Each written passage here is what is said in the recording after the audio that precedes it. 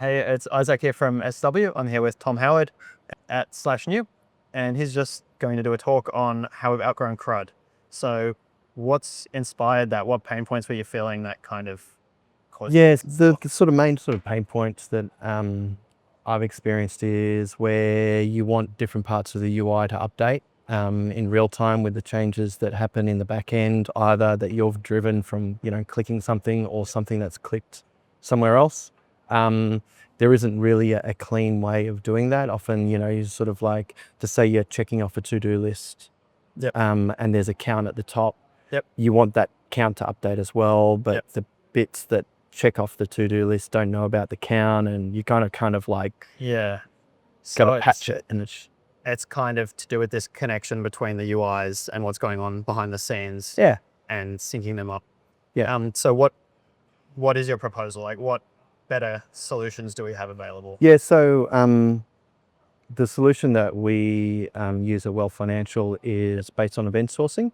Okay. So where instead of storing the current state, we store all the events that lead up to the current state. It's not a new tech, Yep. but the way we're using it to feed into the UI is, we think, is pretty new and pretty novel and works pretty nicely. Everything sort of stays in sync all the time, and it's just, yeah.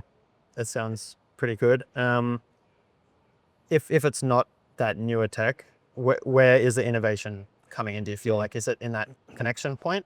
So traditionally with event sourcing, everything's happening on the back end in terms of the processing those events to create current state.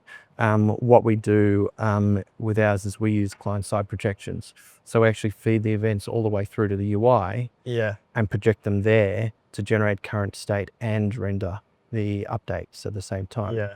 And what that means is that the logic that we have for rendering the UI on initial load and on partial updates is exactly the same, because everything's a partial update. Yeah, right. So it's kind of built on all these story beats that have come before it. Yeah. Is that the idea? Yeah. Yeah. It also means that we don't actually care whether the change was made by an interaction that you did. Yep. Or an interaction that occurred because of some background job or some other user. Of course. We're just feeding the events in. Yep. And just showing that, just weighing the update. Yeah, so it's like kind of a nice synergy between everything. It feels smooth. Yeah, I can definitely see that working in some of the systems that I've worked with as well. So it's a neat idea. How widely applicable do you reckon this kind of approach is? Do you think most spaces that are using CRUD, or do you reach a certain size and then maybe you start I think this? So it's something that I'd say is quite hard to retrofit onto an existing application architecture. If you're not event sourcing at the moment, then adding event sourcing is going to be really hard. Yep. In terms of applicability, it's quite broad. Yep. Okay. We're using it because we wanted to have real-time changes to the UI based on bank transactions. Yeah. So we needed a way of feeding that through, and this was the way that made sense to us. But it's basically any user interface where you want to have it's almost always showing what the current state is. Yep. Rather than stale data, then it makes sense. And most applications these days, that's what you want. You don't want you showing what it looked like 2 minutes ago when you rendered it. You want it to go, oh, okay, something's happened. It's different now. Yeah. Exactly. That makes sense. Is there any particular like stack that you would recommend for this approach, or like what tools would I be looking at if I want to go? Yeah. So there's some event sourcing data stores that are around. We didn't find they were good for our purposes. So in the end, all we've got is SpeltKit at the front. Yep. You could use RxJS or anything like that. It's got observables type things.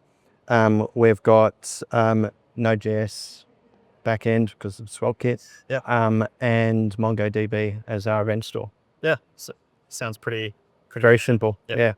All right, cool. Anything else you think people would be interested in knowing about kind of this approach?